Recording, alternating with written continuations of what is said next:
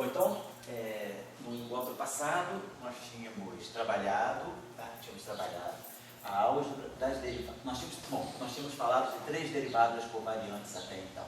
A derivada covariante segundo as transformações de Lorentz locais, a derivada covariante segundo as transformações gerais de coordenadas, que acabou sendo definida, quer dizer, essa derivada aqui, ela atua, vamos dizer assim, em objetos com índice flat. Essa derivada aqui atua em objetos com índice 1. E aqui flat, quer dizer, incluindo também índices espinoriais. Essa derivada aqui, bom dia. Essa derivada aqui, ela não atua nos índices espinoriais. Então, quer dizer, objetos espinoriais, né? Eles vão ver sempre a conexão de spin, então eles estão sempre ligados a essa derivada.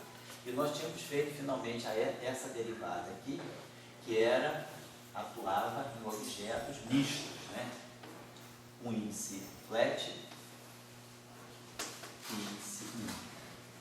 Então essa derivada aqui pegava as duas categorias, ela tem a conexão de spin e ela tem também a parte de conexão afim. Bom, isso a gente já trabalhava. E aí nós fizemos, na aula passada, a álgebra dessas derivadas covariantes aqui, que é exatamente o caso de Yang-Mills para o grupo de Lorentz. Então isso aqui dava para nós algo desse tipo, a curvatura. Então isso aqui era exatamente, vamos colocar aqui a álgebra, Yang-Mills para o grupo de Lorentz.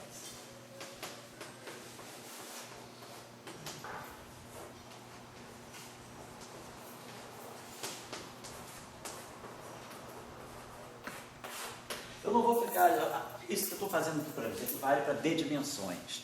Mas eu não vou ficar especificando porque a gente vai estar mais o tempo todo trabalhando em 4 dimensões, né? Mas se alguém quiser generalizar, já fica sabendo que pode ser generalizado. Isso aqui, na verdade, um SO1, D-1.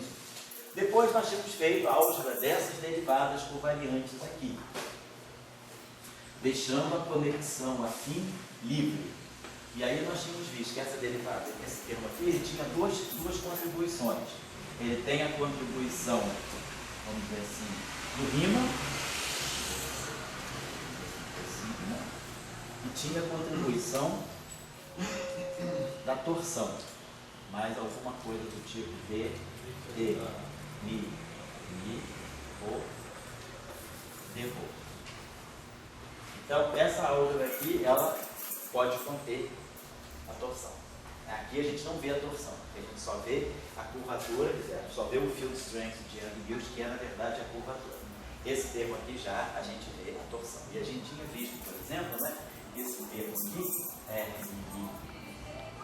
o field strength de Yang-Mills, né, ele acabava vindo para nós desse modo, DMI, conexão de spin, então ele na verdade é o field strength do Yang-Mills, associado então do Yang-Mills de Lorentz local, que então o campo de gauge é a conexão de spin. Aqui a gente ficava com ômega A, C,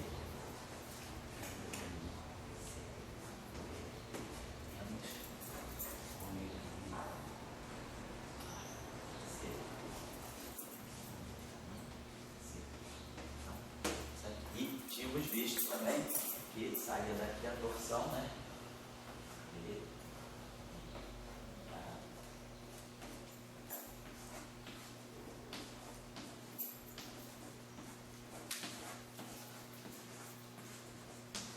A torção é o field strength associado a field lines, né? Que é o campo de gauge das transformações gerais de coordenadas do diffeomorfismo. Agora vamos ver um desdobramento ainda disso aqui, que vai dar para nós as chamadas equações de Cauchy-Cantor. Seria o seguinte: nós falamos na aula passada, inclusive dos coeficientes de não monomicidade, né? A gente tinha visto o seguinte: essas derivadas, as derivadas em relação às coordenadas, mundo das coordenadas curvilíneas, são derivadas comutanas. Mas aí, como esses objetos aqui são vetores, né, se transformam como tensores, a gente pode fazer essa transformação. Quer dizer, derivar em relação a essas coordenadas, né? Essas derivadas aqui são derivadas em relação às coordenadas flat, vou colocar assim, né?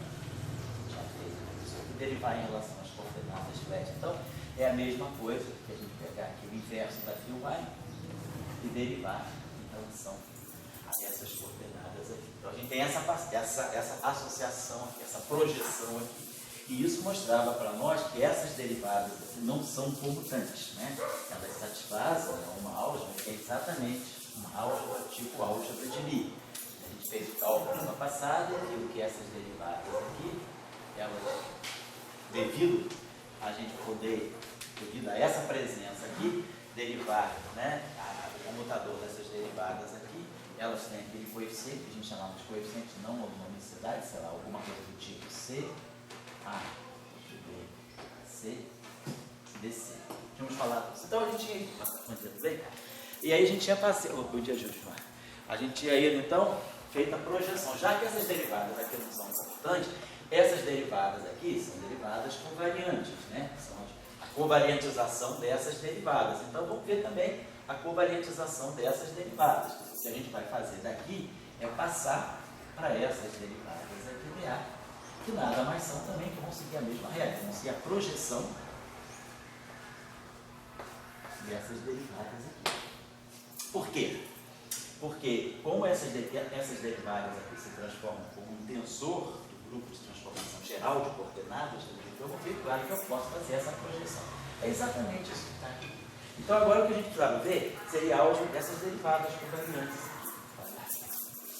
Então aqui a gente guardou isso aqui já na aula passada. Então, por enquanto, agora que eu vou começar realmente a aula de hoje, que vai começar a partir daqui, que esse cálculo aqui, quer dizer, na verdade a gente já fez, mas só de outra forma, a gente já fez isso aqui, não fez isso aqui.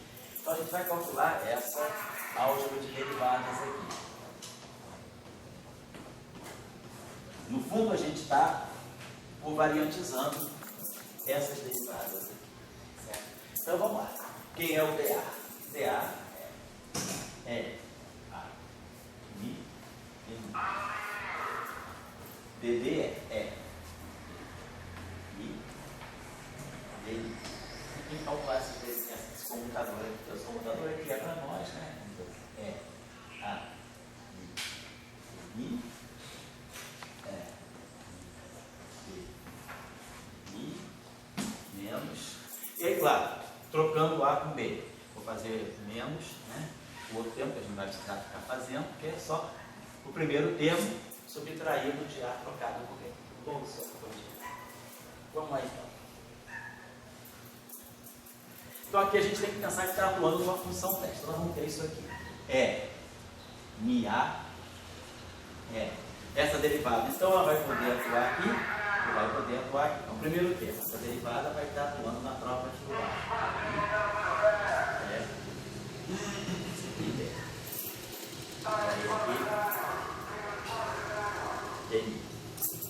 Mais e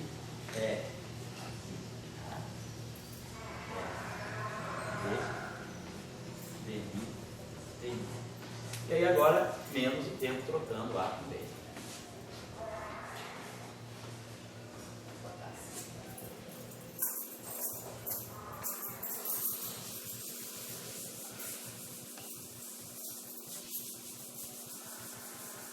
Esse cálculo aí já não seria assim, tão mandatório, mas eu estou fazendo ele porque muitas vezes alguém que for ler textos, né, vai ouvir falar das equações de Cartan-Maurer, que são muito importantes quando a gente estuda sobretudo espaços quocientes ou quando a gente estuda formas diferenciais. O tratamento da geometria diferencial, ele geralmente é feito em termos das formas e passa pelas equações de Maurer-Cartan, mas na verdade as equações de Maurer-Cartan são essas aqui, como a gente vai ver.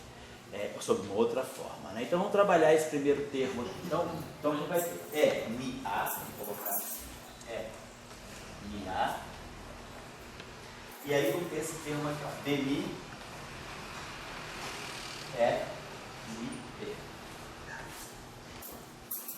Agora vamos projetar esse termo aqui. Esse termo aqui eu posso escrever assim: MC DC. Estou fazendo a projeção inversa. Nós tínhamos isso, ó, DA a Filbay, inversa da Filbay, vezes a derivada covariante. Se eu agora quiser inverter essa relação, é só multiplicar, vamos dizer assim, aqui por um E, sei lá, um E, Mi, C. Aliás, eu tenho um índice, o índice A é o índice que vou multiplicar por um E, Ani. Ou seja, multiplicar pelo inverso da afirmar em ambos os lados. Então, E, Ani, DA, dá o DNI. E, Ani, Ani, dá um delta de Ni. Então, isso aqui vai dar um delta, nós vamos dar um DI, isso aqui é a Mi. Aí, multiplicando isso aqui Estou precisando fazer esse cara aqui, né? Então, DI.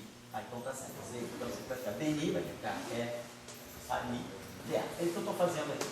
Eu estou reescrevendo agora essa derivada que ficou livre aqui para atuar no objeto teste, né? Eu reescrevi essa derivada dessa forma, projetando o inverso da afirmar. Simplesmente o que eu fiz foi isso aqui. Eu tinha isso aqui, e aí a gente inverte essa equação, multiplicando tudo aqui por um E, Ani, Ani. Aí a gente tira aqui DI, Ani, ou SNI, tanto faz, né? DC. Só para relembrar. E aí o segundo termo, esse termo aqui eu vou deixar tal e qual, mas minha NB DI. Desculpa, a gente tem que ficar fazendo um pouquinho essas coisas, mas é só porque alguns de vocês podem não conhecer e quando chegar na supergravidade isso vai ser importante, né? Daqui a pouco na super... Então eu estou fazendo essa revisão do formalismo de primeira ordem por isso. Menos, quer dizer, o formalismo de Gauge, da gravitação. Agora menos os termos trocando A com B. Então a gente vai ter aqui menos Mi, B, DI, Mi, A. E aqui vamos ter Mi, C, DC. E esse termo aqui, menos Mi, B, Mi, A, DI. Troquei B com A, fiz aquela prescrição lá, segui aquele computador lá. Agora, observem aqui o seguinte, ó. Esse produto aqui, se eu pegar isso vezes isso aqui dá um delta de BC. A derivada covariante, quer dizer, a derivada covariante desse produto é zero, porque seria a derivada covariante do delta de Kronecker. Então, significa que a derivada desse vezes esse, mais esse vezes a derivada desse, é igual a zero, porque isso aqui dá uma identidade. Então, simplesmente, nesse termo eu posso botar um sinal menos e trazer essa derivada para cá. Liberar esse cara aqui, deixar aqui o NB, e trazer a derivada DI para cá.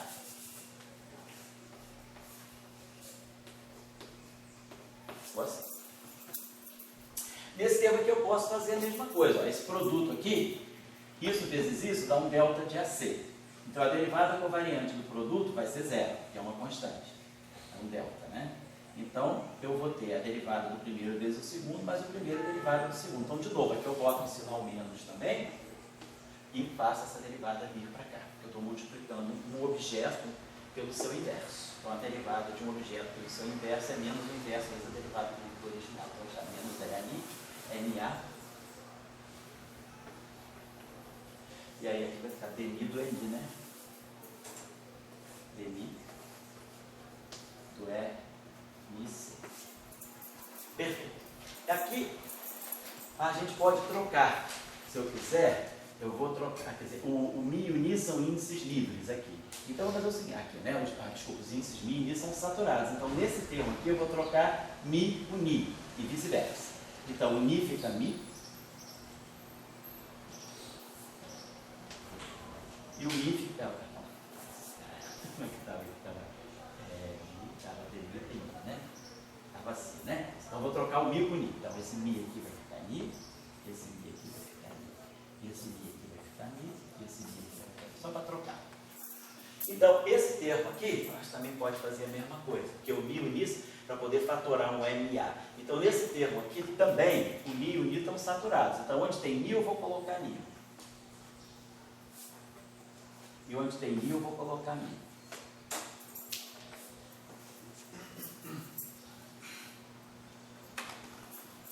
Então, a gente aqui pode fatorar MA o inverso da Firby, outro inverso da Firby, e aí a gente ficou com DNI MA menos DNI MA. E aqui a derivada da Firby. Aqui são as inversas e aqui são as Firbys originais. Esses termos aqui ficaram assim. E esse termo aqui eu posso também fatorar o MA e o NB. E aí aqui vai me dar a derivada covariante, aí que vai me dar o Yang-Mills mesmo para o Lorentz local. Certo?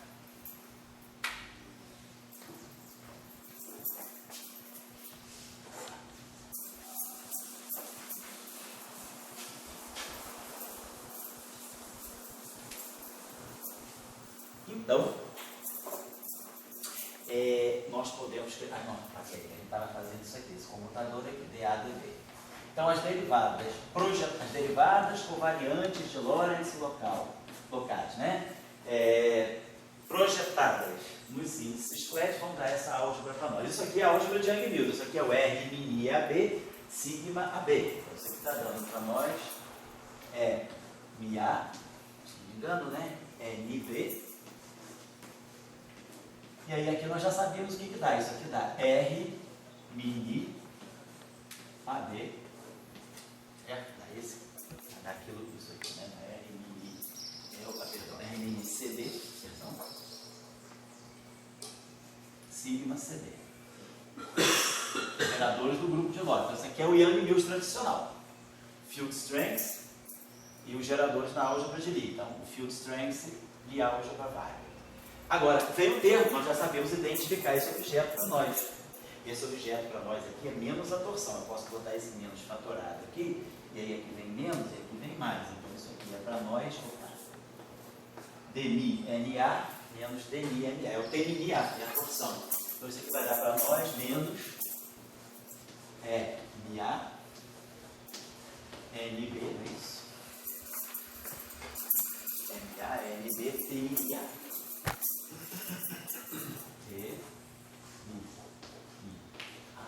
TNC, né? Aqui, perdão. Aqui, eu joguei aqui é C, perdão. É C, eu estou esquecendo, então eu errei aqui, tá? Eu esqueci de colocar esse termo aqui. Então, MA, NB, TNC, DC. Professor, oi? Você está chamando de sigma CD os geradores do grupo de Lorentz? Isso, locais. Grupo de Lorentz. E em 4 dimensões. Não, isso aí poderia ser em D-dimensão. Qualquer dimensão. Pode ser, Gabriel. Eu tinha falado isso antes de você um pouco chegar. Isso que eu estou fazendo, tem hora que eu digo, eu especifico. Isso aqui é geral, por enquanto. Então, eu acho que vocês conseguem perceber. Quer dizer, o grupo de Lorentz, né, em qualquer dimensão B, ele tem essa estrutura de geradores, sigma B, qualquer que seja a dimensão. Sigma AB são os geradores do grupo de Lorentz. Qualquer que seja a dimensão. Na representação vetorial, isso aqui é menos I, delta CA, qualquer que seja a dimensão, eta BD menos eta AD, delta CD. Se eu estiver também trabalhando na representação estetorial, sigma, bem, em qualquer que seja a dimensão, vai ser menos I sobre 4, só que vai ser o comutador das matrizes Gama de Dirac, na álgebra de Clifford, daquela dimensão. Se eu estiver trabalhando em D dimensões, a álgebra de Clifford tem dimensão 2 elevado à parte inteira de D sobre 2, né? 2 elevado à parte inteira de D sobre 2. Então, se eu estiver trabalhando em 4 dimensões, 4 por 2 dá 2 matrizes, 4 por 4. Se eu estiver trabalhando em 3 dimensões, 3 meios, parte inteira é 1, 2 por 2. Se eu estiver trabalhando em 10 dimensões, vai dar matrizes 32 por 32. Mas desde que eu pegue as matrizes da álgebra de Clifford correspondentes, a estrutura é a mesma, tá certo? Então, isso aqui tudo vai em D dimensões, tá? É que às vezes eu estou dizendo, às vezes não, isso pode confundir um pouco vocês, tá? Mas, por exemplo, aqui eu estou dizendo que eu botei 4 dimensões, mas na verdade vale uma qualquer. Então essa álgebra aqui, ela vale para gravitação em D dimensões, tá? Aqui então são os geradores do grupo de Lorentz, em princípio em D dimensões, então aqui está a nossa curvatura, né? Então se a gente quiser, né? Então aqui está Essa é a curvatura. Se a gente quiser, a gente pode projetar. Agora, usando essas firmines aqui, se eu quiser, eu posso escrever essa curvatura completamente em termos de índices flex. Ó, Mi, virar, então isso aqui vai ficar a mesma coisa que R, A, B, CD, sigma, CD. Aqui está a torção e a derivada covariante. Se quiser também, aqui eu posso escrever isso aqui, a torção completamente em termos de índices flat. Então vai ficar A, B, C, B, C. Então a álgebra é essa aqui, né? Quer dizer, a álgebra ficou BA, DB, fica RAB, CD, né? E aqui então a gente vê que a torção, agora na forma covariante, a torção vai ser a versão covariantizada dos coeficientes de não luminosidade. Não tinha feito. No caso usual, onde essas derivadas não eram as covariantes, a gente tinha isso aqui.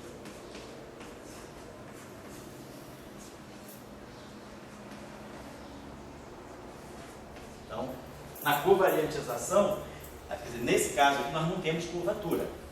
Com essas derivadas nós não vemos a curvatura, porque nós não temos os geradores do grupo de Lorentz aqui dentro. A gente só vê a torção.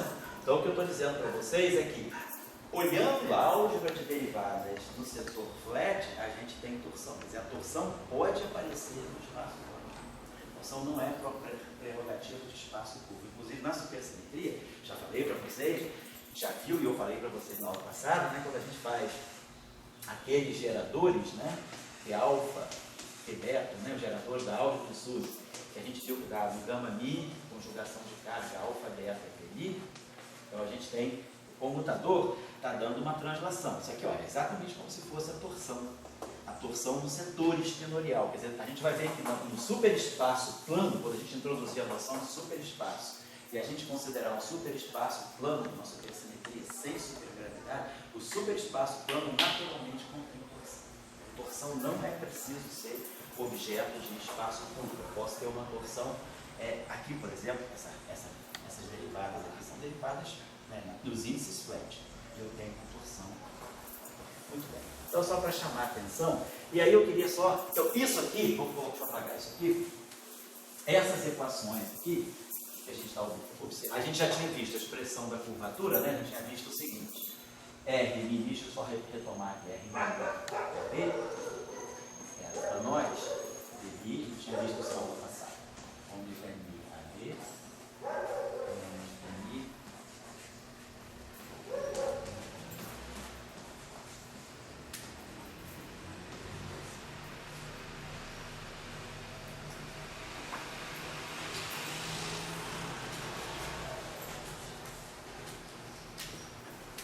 tínhamos visto isso aqui, a torção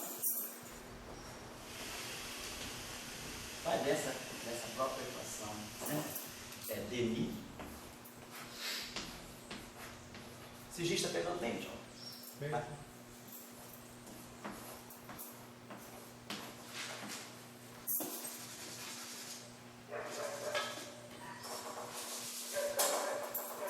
Então, essa derivada aqui eu posso escrever assim, ó, isso aqui é dmi,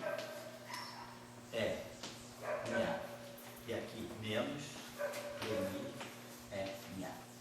Aí a parte com conexão de espinha aqui, naquele primeiro termo, é ômega mi, A, B, mi, B, e menos ômega mi, A. Ou seja, a torção é o que a gente chama de uma dos-forma, ela é um tensor antissimétrico de rank 2, e a curvatura também é uma dos-forma, é um tensor antissimétrico de rank 2, nesses dois índices. E a Filbine é uma um-forma, é um vetor, é um quadrivetor do ponto de vista das coordenadas provenientes. Então, essas equações aqui, isso aqui que são as chamadas equações daqui, ou seja, essas aqui são as chamadas equações de Maurer-Cartan. E essas equações, deixa eu botar aqui. Então, a equação de Maurer-Cartan 1, geral, a gente troca a ordem. A equação de Maurer-Cartan 1 é a equação da torção.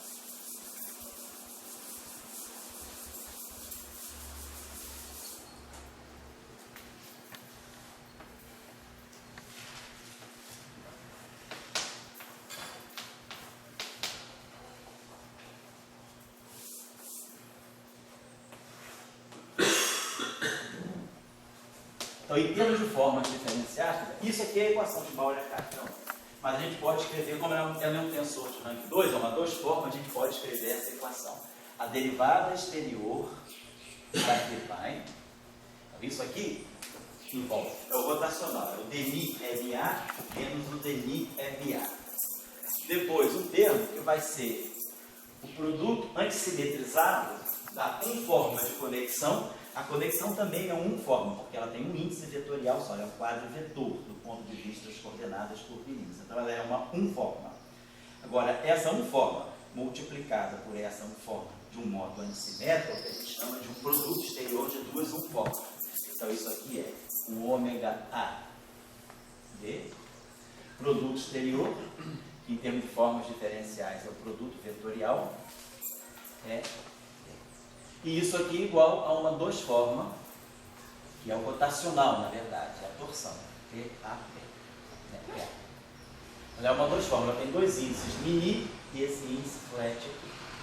Certo? Então, isso aqui é a chamada primeira equação de Cartan-Maurer, que é a equação que nos dá a relação entre a conexão do spin, a Filbait e a torção. Vamos trabalhar essa equação hoje para poder inverter essa equação e mostrar como é que a gente pode escrever essa equação, pode ser invertida e dar para nós a conexão de spin em termos de derivadas da Filbait e da própria torção. E a segunda equação, que é essa equação de Cartan-Maurer 2, né? É a segunda Maurer-Cartan, é uma equação também que está me dizendo o seguinte: isso aqui é uma duas formas. Isso aqui é uma forma e eu estou tirando o rotacional da forma. Então isso aqui vai ser uma derivada exterior da forma. E isso aqui é o produto antissimetrizado de duas formas, porque dá uma duas formas. Então é o produto wedge, né, o produto exterior. Então, essa equação é d ômega A d. É isso aqui, ó. É esse termo aqui. Posso abaixar esse índice aqui se eu quiser, né? Porque esse índice B, na verdade, foi até besteira, né? Na verdade, esse índice B aqui está em cima, na verdade, tinha que botar esse B aqui, perdão, e esse B aqui. Mas se a gente quiser, como esses índices A e B são abaixados pela métrica plana, não tem nenhum problema com a derivada. Eu posso multiplicar essa equação aqui por um eta BC e abaixar esse índice B. Estou colocando dessa forma. Só abaixar o índice B.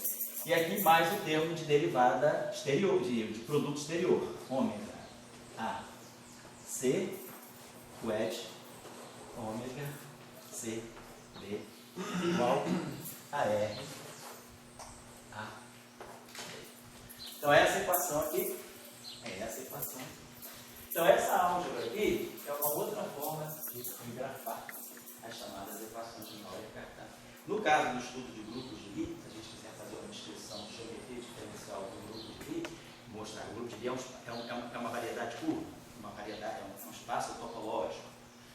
SU2 é uma esfera tridimensional, SU3 é um tipo hiperboloide 8-dimensional. A gente vai poder jogar todas as informações da álgebra de Lie dentro desses objetos geométricos. Eu vou fazer uma aula mais na frente, quando a gente fala de redução dimensional e supergravidade, vou falar de Kaluza-Klein supergravity, aí eu vou falar das equações de espaços homogêneos, precisar falar de espaços homogêneos, né? E aí a gente vai definir o quociente de dois grupos e ver qual é a geometria desse espaço, que é o quociente de dois grupos. São chamados espaços cossete space, que são muito úteis também para modelos sigma não lineares, né? Descrição de física efetiva. Toda a física dos bósons vetoriais longitudinalmente polarizados, elas estão no modelo sigma, e esse modelo sigma é um espaço cossete entre o grupo de gauge e o subgrupo que sobra depois da quebra espontânea da simetria. Vamos falar um pouco sobre isso. São as chamadas teorias de gauge querais. Então, tá. Vamos voltar aqui a essa primeira equação de Maurer-Cartan, que é a equação da torção. Que é essa equação. Então, vamos escrever essa equação aqui dessa forma. Tá certo? Então vamos ver qual mais vamos trocar. A segunda, a primeira, né? A primeira Maurer-Cartan.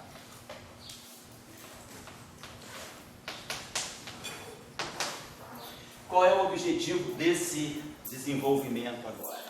É mostrar como a gente pode explicitar a conexão de spin. A gente já mostrou, por exemplo, quando a gente calculou na aula passada a pergunta aqui do Gabriel, né, a gente, pela pergunta dele, a gente introduziu a ideia de não metricidade, e aí a gente escreveu a conexão afim com todas as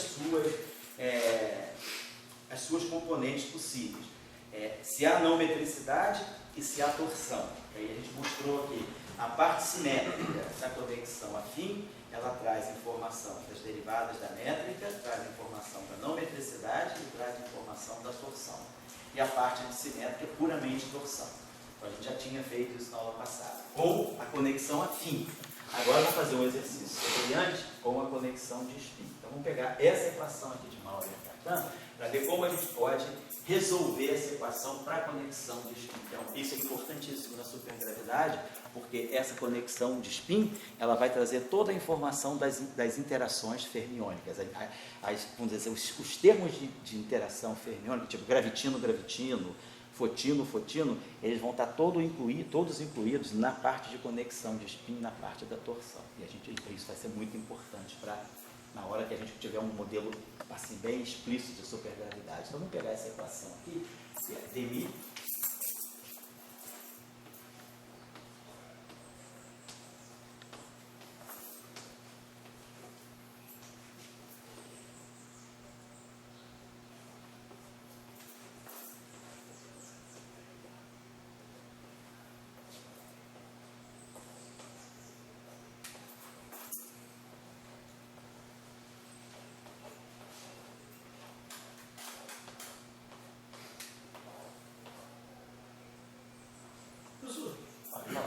Quando o Einstein fez a relatividade geral, ele deu algum motivo claro para ter ignorado a torção? Ou foi mais tipo assim, vamos primeiro fazer e ver se dá certo, e se não der certo a gente acrescenta depois? Pois é. Ele estava olhando uma geometria riemanniana. Né? E na época que ele fez a relatividade, o conceito de spin não estava claro.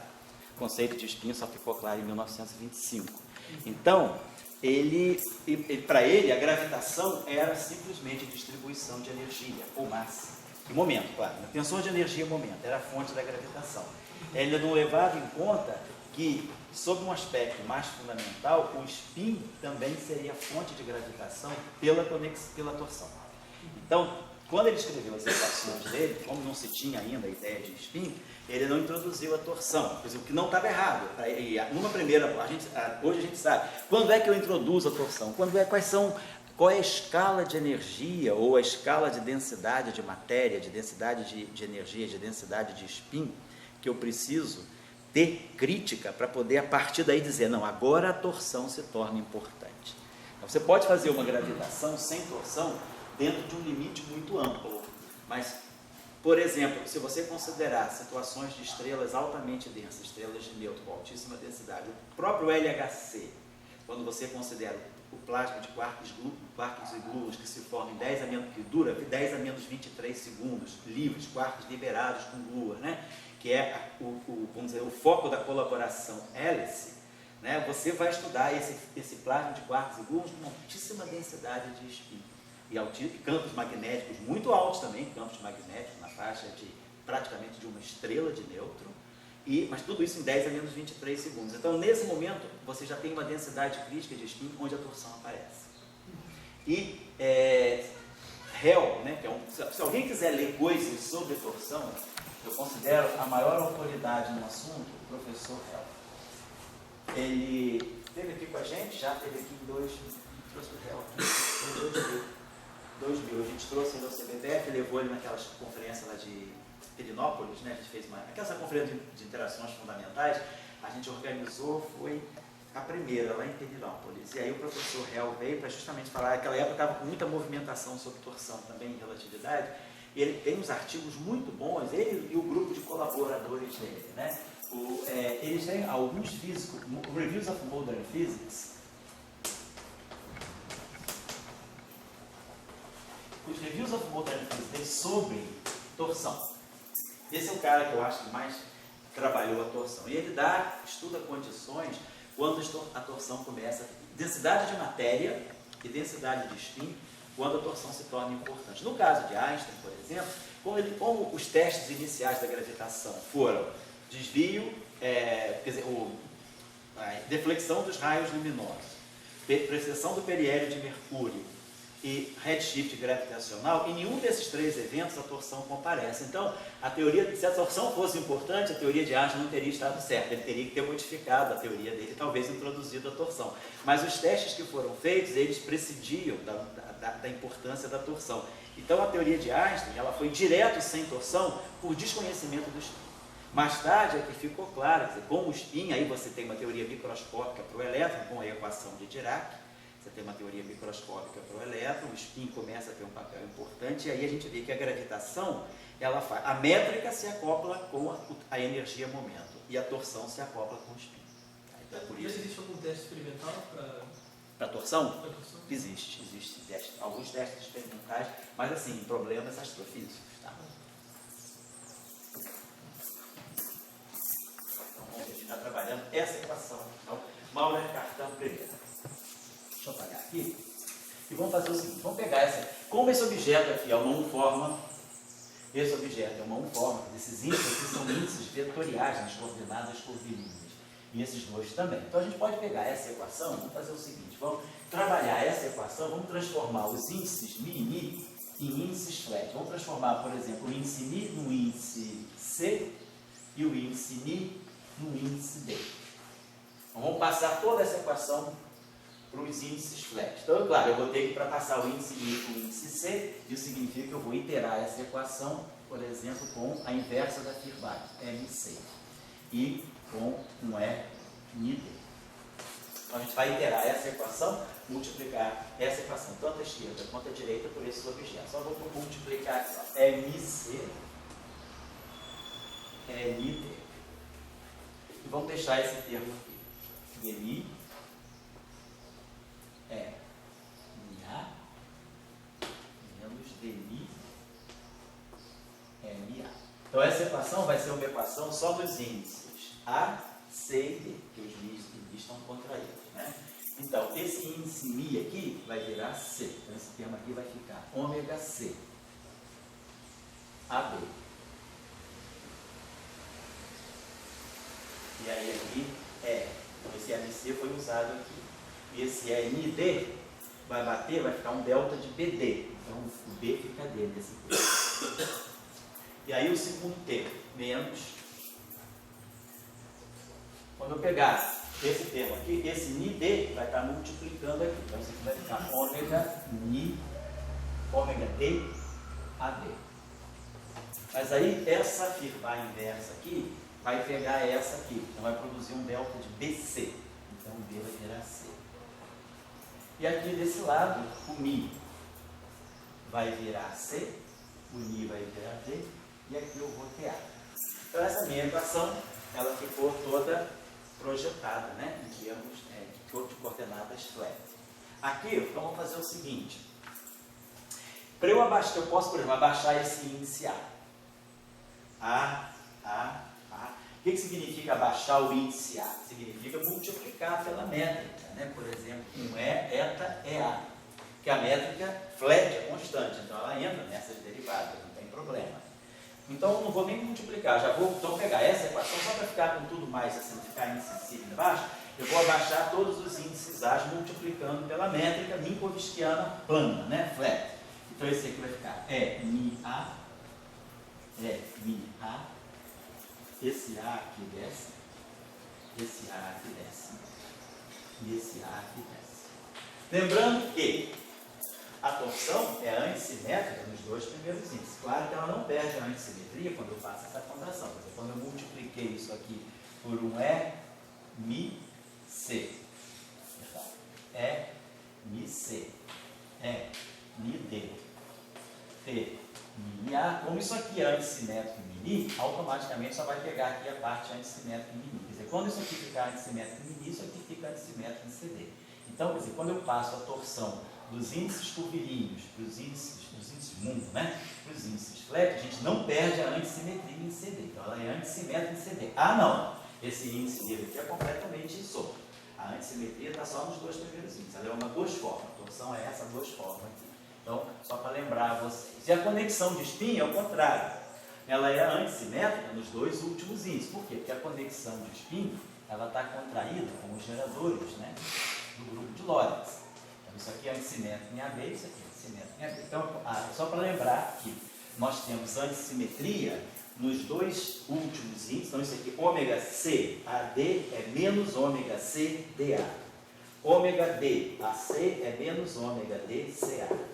TCDA é menos TDCA. Só para lembrar, tá? Então, essa equação está pronta. Então, vamos pegar essa equação e vamos escrever, vamos fazer as permutações cíclicas. Tudo bem?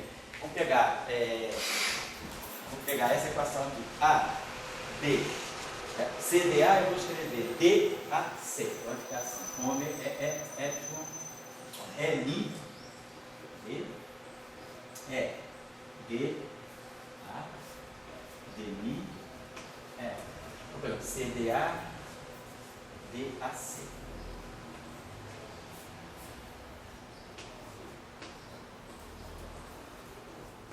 Resolver essa equação e fazendo uma permutação cíclica, pegando CDA e transformando em DAC. Como a gente fez para resolver a equação da conexão afim, como a gente fez na aula passada, para tirar a não metricidade e a torção, né? E aí, aqui, então a gente trocou, o C virou D, o D virou A e o A virou C. Então, esse termo aqui ficou ômega C. O C virou D, o A virou C e o D virou A. Menos ômega, o D virou A, o A virou C e o C virou D. Igual a D, o C virou D,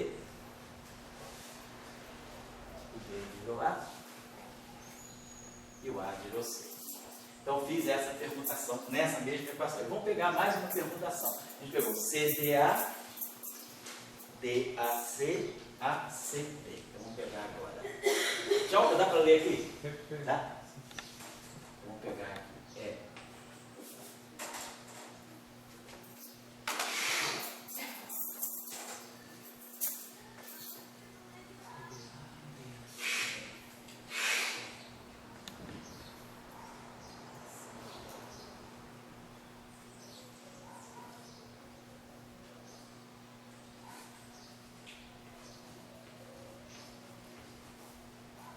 Então ficou CDA, DAC, ACD. Então daqui para cá, né, o C virou D.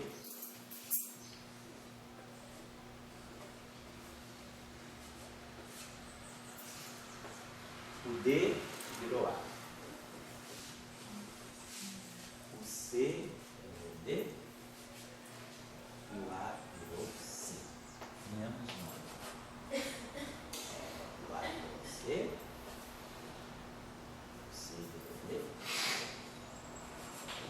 O D virou A.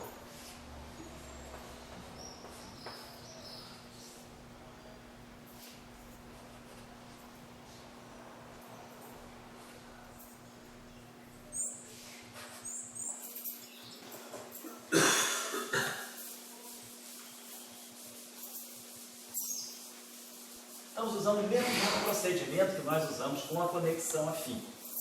Vamos dizer assim, o truquezinho é o mesmo. Aproveitar, no caso da conexão afim, a gente quebrou a conexão afim uma parte simétrica e uma parte antissimétrica e aproveitou a simetria.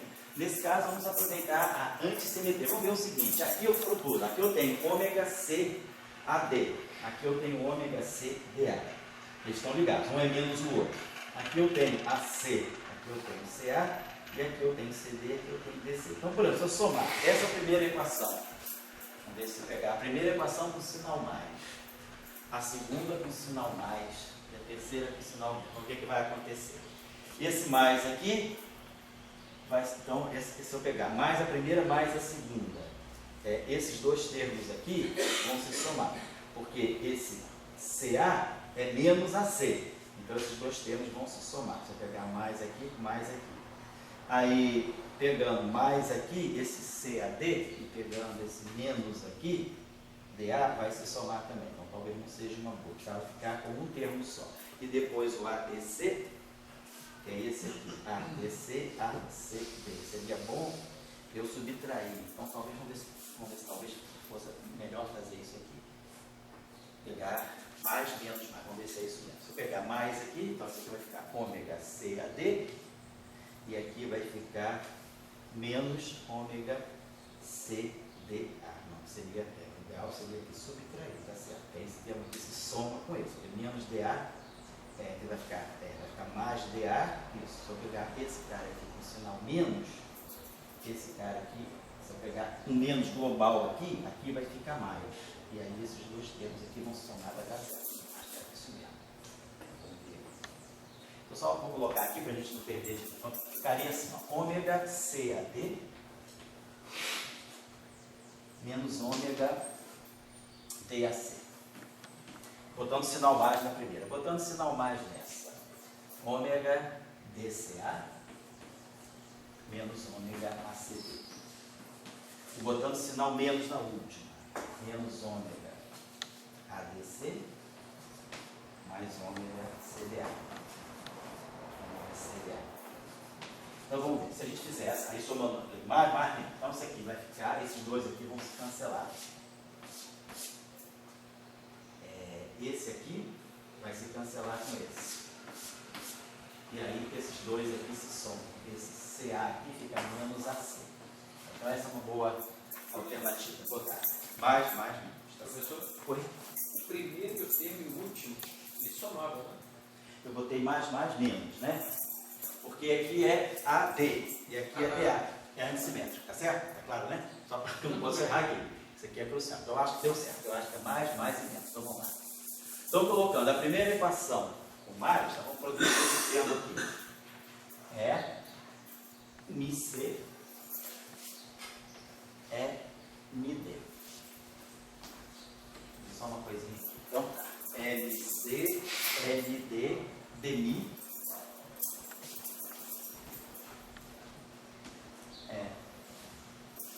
MA menos DMI, MA.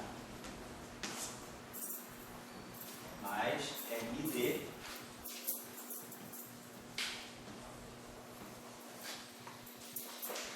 MA.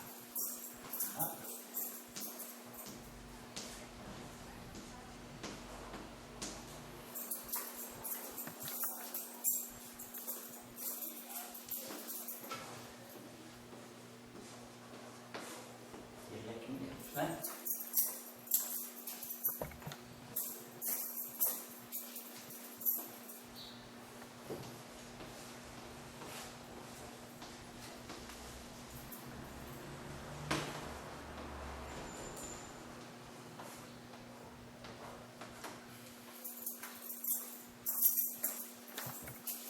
Então, esse aqui ficou mais, esse aqui ficou mais, esse aqui ficou menos. Eu botei o menos nessa equação toda. Então, aqui, isso aqui a gente já fez.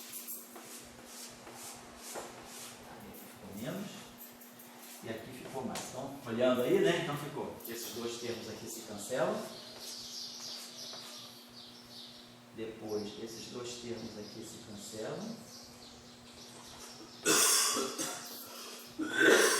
E esses dois termos aqui então se somam. Esse aqui fica AC e esse aqui fica menos 2 ômega D AC.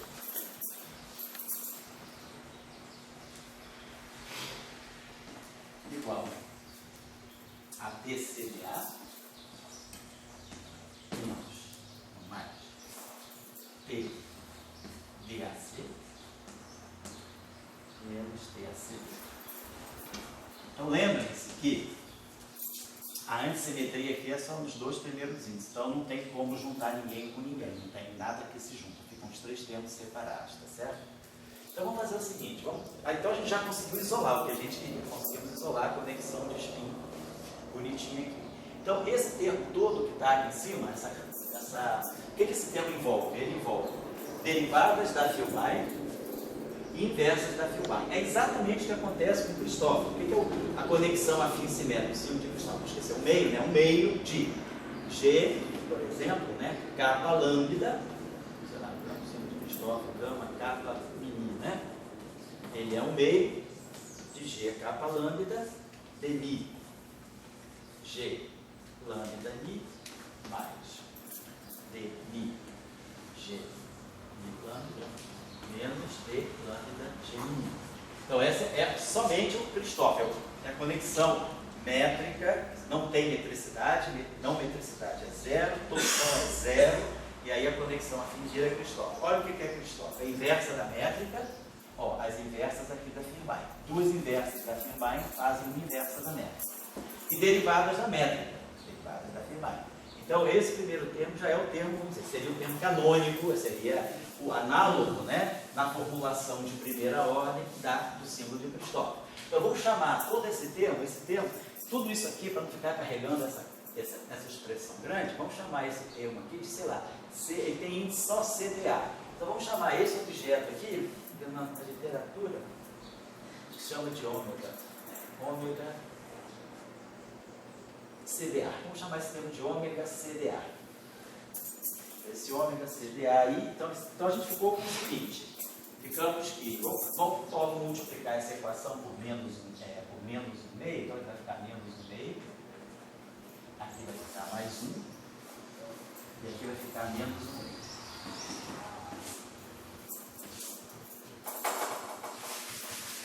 Então a gente ficou, vamos colocar assim, a gente ficou que ômega D, A, C, E.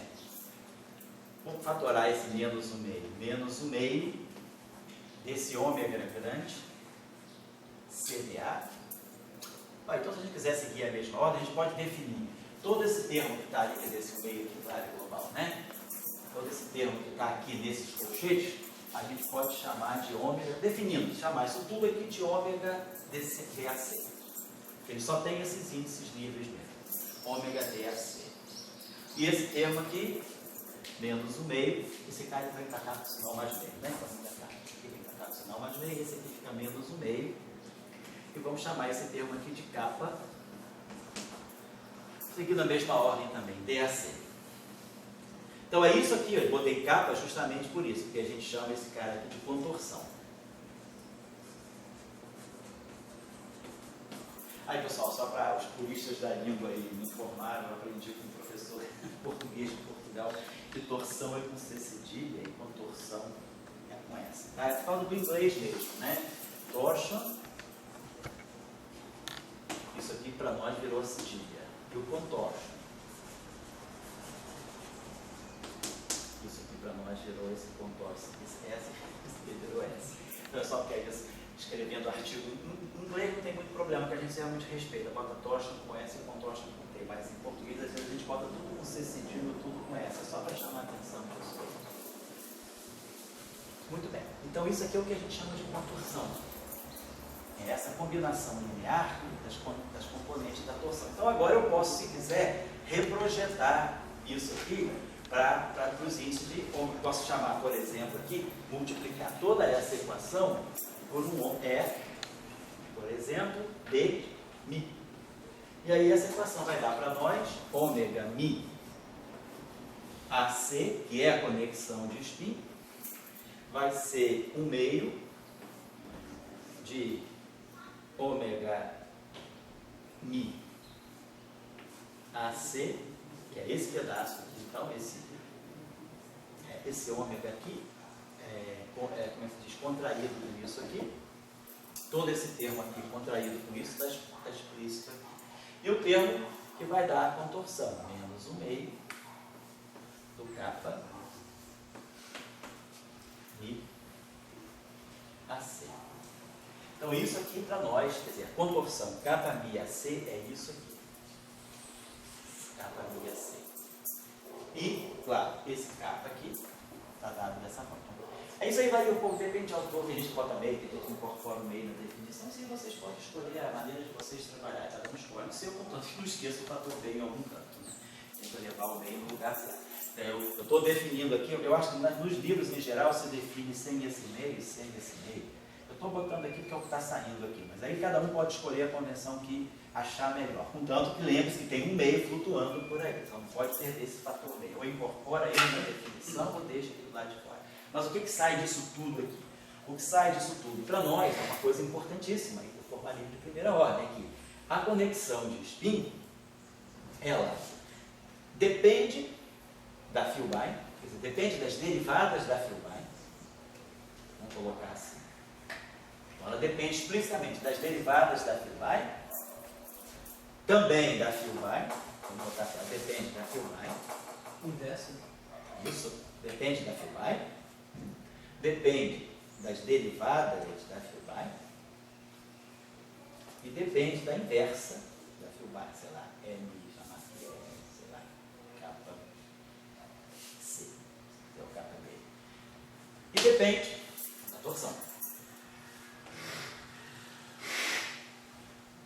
Da contorção, se a gente quiser, ou da torção. Vamos botar da torção. Da torção. Então, claro, a Filby, se não houver torção, a conexão de spin não é um grau de liberdade independente. Porque todos os graus de liberdade, na verdade, estão na Filby na sua inversa. Mas se houver torção, a torção traz um elemento de independência da conexão de spin com respeito à Filby. Então, no formalismo de primeira ordem, em princípio, a gente supõe que, em princípio, não vou mexer na torção. Não estou dizendo que a torção é zero por decreto. Então, se eu deixar a torção, se eu deixar espaço para que haja torção, na verdade eu posso tratar a conexão de spin e a Filby como sendo independente. Por quê? Porque quem faz a independência é a torção. Se desde o início eu decretar, eu vou trabalhar com torção zero, aí a Filby fica completamente fixada em termos da conexão de spin. Que é o que acontece com a conexão afim. A conexão afim, se não tiver não metricidade, vamos dizer, a conexão é métrica, como a gente explicou na aula passada. Não metricidade é zero. Então, a conexão afim, ela é Christoffel, que a gente chamou de gama zero, capa mini, que é Christoffel puro, mais o termo aqui de torção, que é a parte mais aqui, vamos usar. Aqui na verdade que aparece a contorção. Capa mini. Então, é exatamente o que está acontecendo aqui. Isso aqui, a parte que depende da Filby e suas derivadas, etc., é o que seria o Christoffel. E a parte que depende da contorção é essa parte aqui. Então, na formulação métrica de Einstein, né, ele não tem torção. Então, a conexão é a conexão afim é o próprio Christoffel e a torção é zero. Mas se houver torção, então esse objeto aqui não é função só da métrica, ele tem um elemento de independência. Na formulação de primeira ordem é a mesma coisa. A gente não zera a torção, a gente deixa a torção sair como uma condição das equações de movimento. Então a gente vai ver, na gravitação pura de Einstein, a torção está zero. Se eu introduzir férmions, a torção não é zero.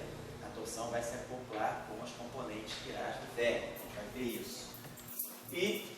Ou, se eu puder, eu também posso introduzir termos que vão dar dinâmica para a torção. Então, vamos deixar a torção, mas aí no formalismo a gente vai fazer variações independentes, né, em relação a Filby e em relação à conexão de spin. Então, quando a gente variar em relação à conexão de spin, a gente está supondo que ela é independente dessa. Por quê? Porque a gente não está zerando a torção desde o início, não existe o vínculo de torção zero. Então, está claro, não sei, eu acho que isso é importante, porque isso é muito importante quando se introduzem os termos e quando se introduz na supergravidade. É impossível ficar sem torção, porque tem um gravitino, como a gente falou na primeira aula, a gente vai fazer a supersimetria local, logo na segunda aula, a gente viu que podia formar um multiplete com um gráfico de spin 2 e um objeto de spin 3 vezes, que é o Galileu-Schwier. Então o Galileu-Schwier, que a gente vai chamar de gravitino, ele é férreo, ele vai se acoplar com a torção. Então vamos deixar sempre espaço para a torção. Então é isso que eu queria colocar para vocês. Aí eu trouxe para vocês aqui algumas relações que agora vocês podem derivar. Eu não vou ficar derivando aqui, porque aí é realmente uma questão algébrica. Não estou dizendo que é fácil, que é imediato. É trabalhosinho, mas é só mexer com álgebra tensorial. Só umas relações importantes envolvendo torção, quer dizer, as chamadas identidades de Bianchi em presença de torção, e algumas relações importantes de derivadas por variantes que dão torção, para poder, na hora de tirar as equações de movimento, a gente aproveitar. Então eu peguei aqui, eu fiz um resuminho das coisas que eu tenho lá. Vamos colocar as seguintes equações. Se a gente pegar a derivada covariante, dmi, a gente já sabe isso aqui, né? Dmi, Yang-Mills mesmo. Permutações cíclicas, né? Que é a identidade de Yang. Mi e K, né? Mais as permutações cíclicas, isso aqui pela álgebra de derivadas covariantes, isso aqui é zero. Então, se a gente aplica essa equação agora, nesse caso da gravitação, a gente vai ter as seguintes equações. D, Mi, isso aqui significa antissimetrização completa nesses itens. Curvatura,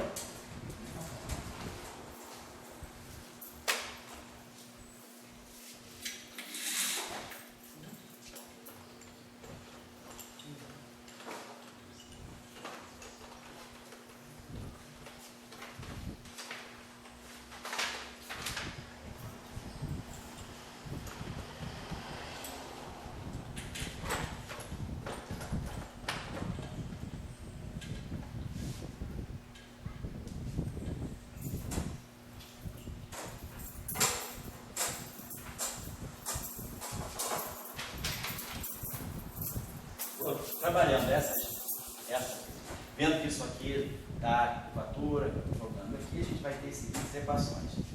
Esse símbolo aqui, assim, I de capa, designa antissimetria total.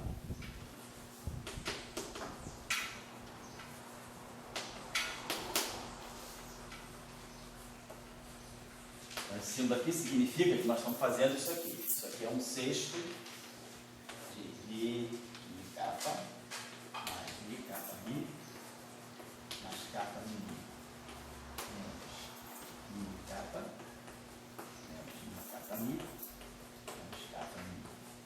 Então, isso aqui, esse símbolo, para não ficar carregando essas coisas. Então, essa primeira equação aqui, ela está chamadas duas identidades de Bianchi, que na gravitação tem torção, vocês conhecem bem. Né? Mi, Dmi, Mi, O, AD, igual a zero. Que são as chamadas identidades de Bianchi, né? As derivadas, né? Dmi, R, Rho, mais Dmi, R, Rho, mais Rho, R, igual a zero. Só que agora, lembrem-se que a gente está em presença de torção. Então, essa equação aqui, nessa derivada covariante, tem a conexão de spin. A conexão de spin tem torção. E aí, a outra identidade de Bianchi nos diz, geralmente a gente sabe que na teoria métrica, na formulação métrica, o tensor de Riemann, ele é antissimétrico nos dois primeiros índices, é antissimétrico nos dois últimos índices e é assimétrico na troca dos pares. Aqui, a torção vai destruir essa relação. A relação que a gente tira daqui é a seguinte: Dmi, também antissimetrizando nesses três índices, Dmi, P, Mi, O, A, mais R, Mi, A, B. Isso aqui é Riemann. Rho.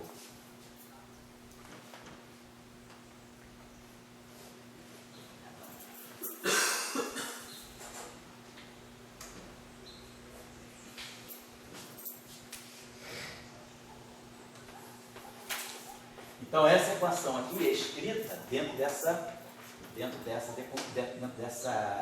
antissimetrização aqui, quer dizer, antissimétrico Mi, Rho. Completamente antissimétrico Mi, Rho, na verdade. Claro que aí muitos termos vão se igualar, porque quando eu trocar Mi com Ni, o tensor de Riemann, de qualquer forma, ele é antissimétrico nos dois primeiros índices e é antissimétrico nos dois últimos índices. Porque a gente não pode garantir, porque ele é uma das formas. Então, de qualquer maneira, ele é sempre antissimétrico nos dois primeiros índices e antissimétrico nos dois segundos índices.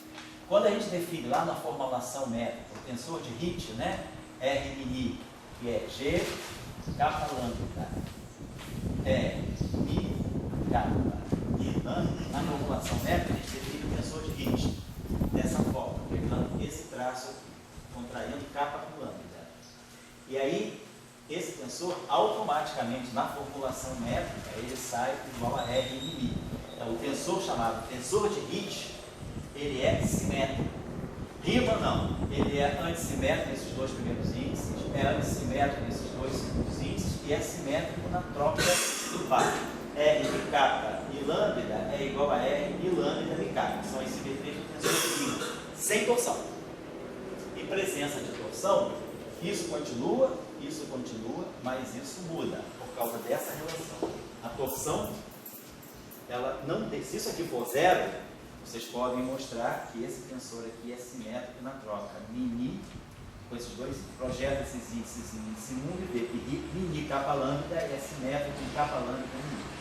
Mas a presença da torção, ela destrói propriedades de simetria do tensor a propriedade de simetria do tensor de Hit. Então, em presença de torção, o tensor de Hit não é mais simétrico. A gente escreve as equações de Einstein, né? Quem já viu R μ menos 1 meio G μ R igual tensor de energia momento.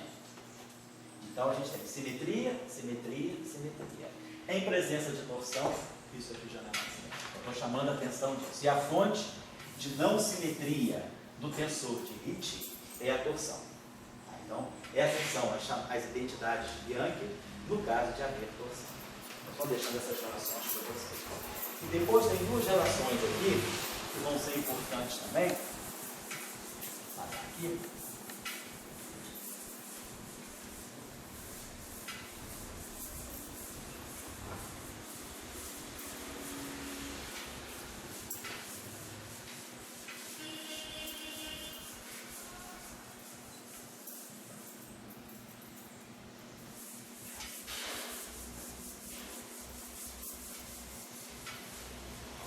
São essas aqui. A derivada covariante de Lorentz dmi dessa combinação aqui, determinante da clivagem, vou dizer aqui, é MA. Vocês podem mostrar que essa relação aqui menos é Mi.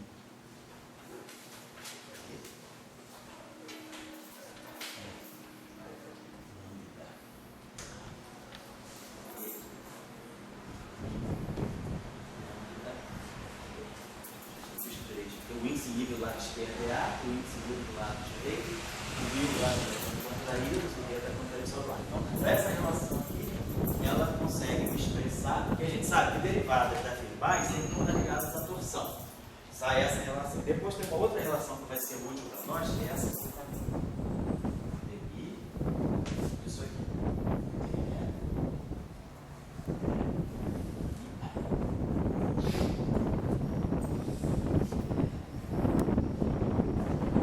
Simetrizado em AB. Então, isso aqui significa um meio de MA, MB menos MB, MA. Tem a simetrização. Essa expressão aqui, ela dá para a gente menos a determinante da clivagem, e aí vai formar a seguinte expressão.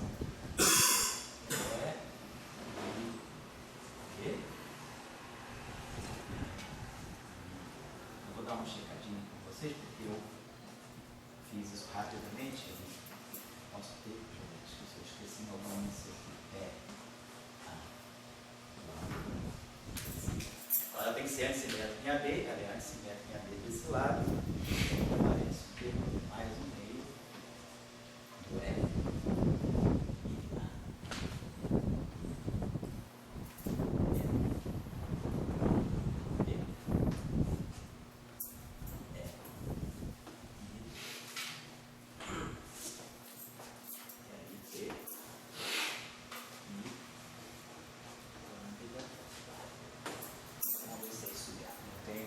Índices livres, MI-AB.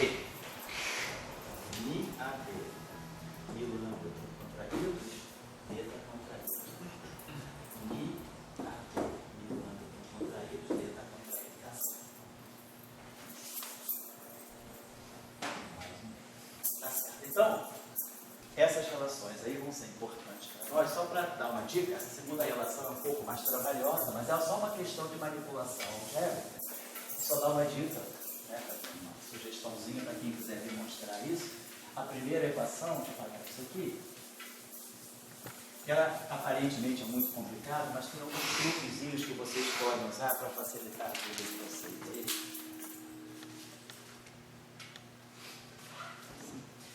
É o seguinte, por exemplo, pegar essa relação aqui.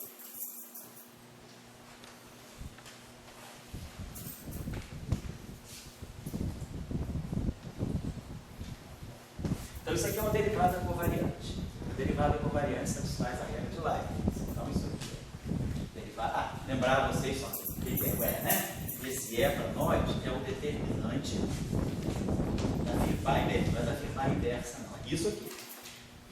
Se eu quiser, o E a menos 1, né, é que é o determinante da inversa da Firbai, o determinante da inversa, esse aqui. Então, quando a gente usar aquela notação é que nem a gente no formalismo métrico, a gente usa aqui G é o determinante da métrica, ele embaixo. Claro, então, que G é menos 1 é o determinante da métrica inversa. Então, a gente adota essa convenção aqui também. Tem só lembrar aqui o seguinte, né, que se a gente fizer isso aqui, Mi A, Mi B, eta AB, Mi A, Mi B, eta AB. Então, isso aqui para nós é a métrica Gemini. Qualquer espaço-tempo, tem dimensões. Então, se eu tirar o determinante, vai ficar o determinante dessa matriz e o determinante dessa matriz. Vai ficar um E ao quadrado. Determinante de eta AB. Então, dependendo do espaço-tempo, pode ser mais ou menos 1. Se for um espaço-tempo, você sempre pressupor que haja uma direção temporal e D menos 1 direções space-like. E aí, claro, se o número de direções space-like for par, o determinante de eta min vai ser 1. Mas quando o espaço de Minkowski tradicional é 1, menos 1, menos 1, menos 1. Então, esse determinante dá menos 1. E isso aqui é o determinante de Gemini. Então, em geral, a gente faz isso. A gente adota que é 2 menos G, ou seja, a gente sempre adota que é a raiz de menos G. Isso no espaço de Minkowski, né? Tradicional de 4 dimensões com uma direção temporal e 3 direções espaciais. Né? Então, só para lembrar que a convenção é, às vezes a gente se confunde. O E puro é o determinante da Firbai. E o determinante da inversa da Firbai, obviamente, vai ser o inverso de eta. Só para chamar a atenção de vocês para isso.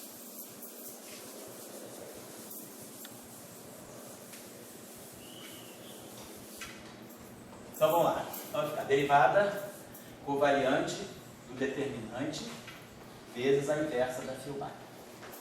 Mais o determinante derivada covariante do inverso da Firbai. Então isso é basicamente o que a gente está fazendo. Aplicando a regra de Leibniz na derivada covariante, o que é sempre possível, né? Pelo fato do campo de Gates estar valorado na álgebra de Witt. Eu vou dar um intervalinho daqui a pouco, tá? Esse objeto aqui é um escalar de Lorentz. Então a derivada ele não tem conexão de spin. Né? Então ele é trivial, ele é um escalar, do ponto de vista das transformações de Lorentz. Então essa derivada é a derivada usual. Né? Porque ele teria aquela parte ômega mi AD, precisaria de um índice vetorial.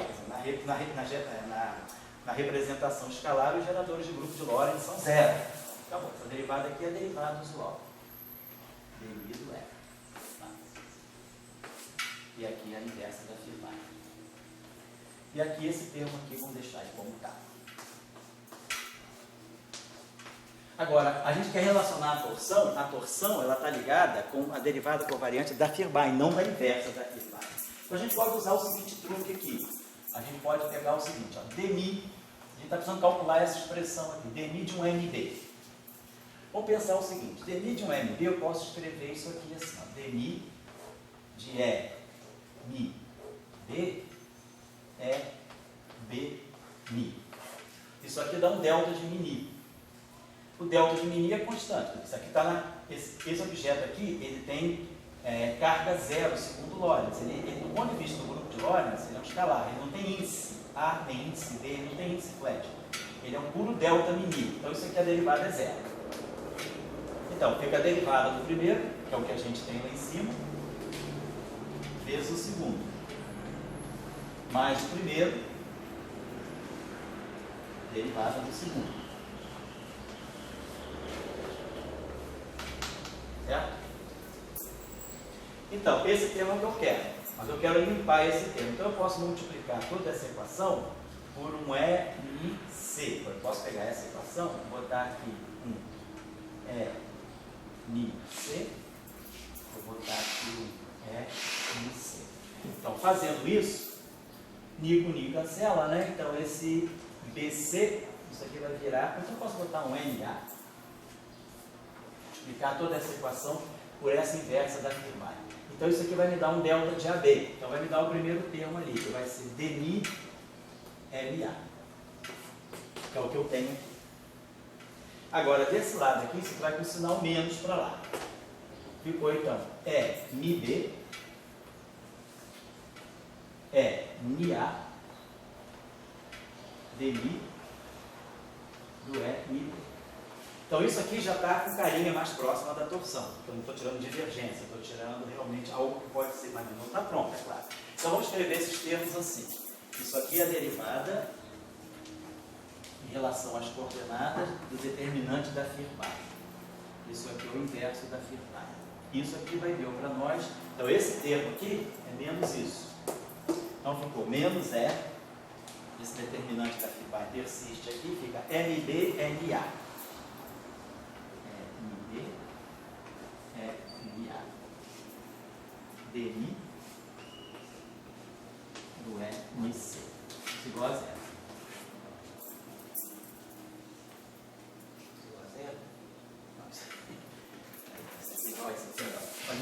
Isso aqui é igual a isso, isso é igual a isso, tá? Eu simplesmente substituir esse termo aqui por isso aqui. No momento a gente está desenvolvendo isso aqui. Então tá, isso aqui já está com uma cara próxima do que a gente chama de torção. Tá? Só que a torção é DMI MC menos DMI MC. Vamos ver se os índices estão livres aqui, estão certinhos, porque isso aqui está com cara estranho, né? Isso aqui é MI A.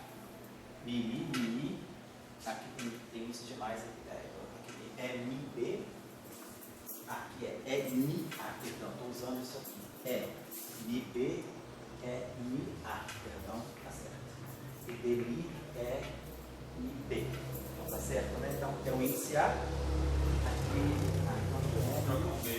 B, obrigado, tá errado aqui, né? É isso mesmo, né? B, tá certo, obrigado, tá? Então ficou B com B, então tá certo, acho que não tem isso errado, né? Tá certo. Agora, eu preciso tirar a derivada em relação às coordenadas curvilíneas do determinante da firmagem.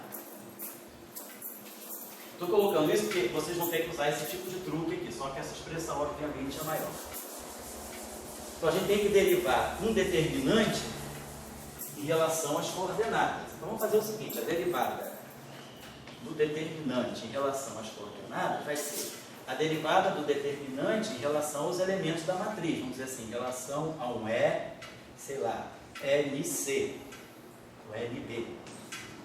E aí, claro, a derivada em relação a XI do LB. Estou só usando a regra da cadeia. Você derivar o determinante, derivar o determinante em relação aos elementos de matriz. Aqui eu tenho firbai, então isso aqui é firbai, e vou derivar o elemento de matriz em relação a XI. Estou somando, claro, sobre Mi e B. Então isso aí é o primeiro termo. Agora, como é que eu derivo o determinante em relação ao elemento de matriz? Né? Quer dizer, a gente pega o determinante de uma certa matriz M, né? A gente pode expandir segundo seus aquelas chamados cofatores. Eu posso expandir esse determinante, né, como sendo os elementos M e J, não é isso? E os cofatores de M e J, que é a expansão que a gente faz de chamados menores, né? Então, tá, estou isolando esse. Então, se a gente variar esse determinante aqui, eu vou variar isso aqui. Só que esse elemento aqui, quando eu tirar a derivada em relação a esse elemento J, ele nunca está presente no cofator, porque o cofator exclui justamente ele. Mas aí a gente tem aquela relação, o inverso IJ de uma matriz é o cofator do elemento MJI sobre o determinante de M. Certo? Essa relação que a gente leva. O elemento IJ da inversa é o cofator de MJI, o elemento do cofator do transposto, sobre o determinante. Então eu posso substituir esse cofator de M e J pelo inverso M menos 1, quer dizer, M e J pelo M menos 1 JI. Então, esse vezes o determinante. Então esse cofator aqui, ele vai ficar o determinante de M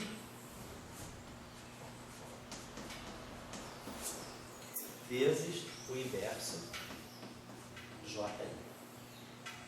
Por causa dessa relação, tem uma troca de I com J.